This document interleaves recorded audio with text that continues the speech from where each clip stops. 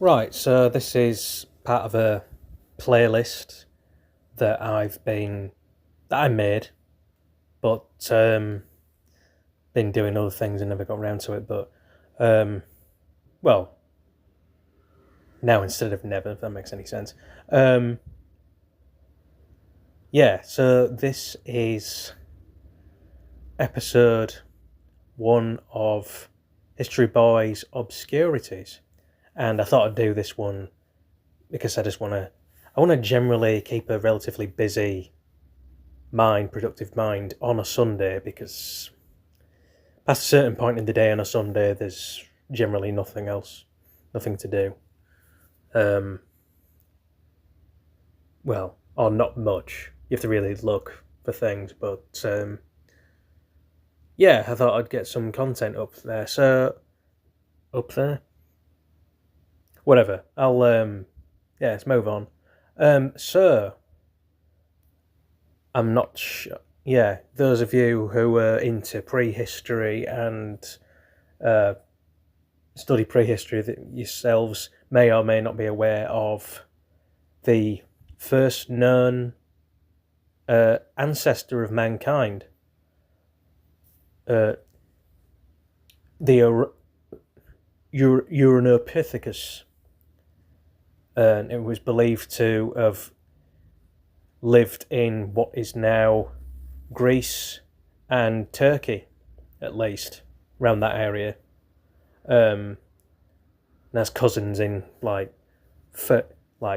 east of Turkey and Macedonia now. I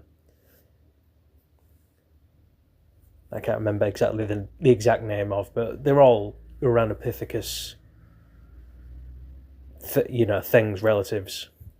So this species of hominid, as the term goes, still, this ancestor of ours, ancestor of mankind as a whole, probably, with how far back it goes, lived some almost 10 million years ago, and is, like I said, generally thought to be the first proper, paved the way to kind of modern mankind, eventually, kind of ancestor, kind of like an Australopithecus.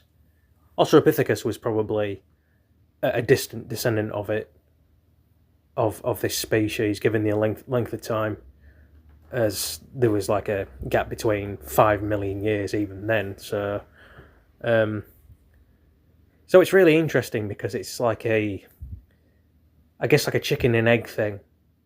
What came first? What came from where first? And there's like studies where people, generally don't agree that there is a single cradle of mankind kind of birthplace, given how obscure it is in the ridiculous amount of time, length of time, and how old the fossils are.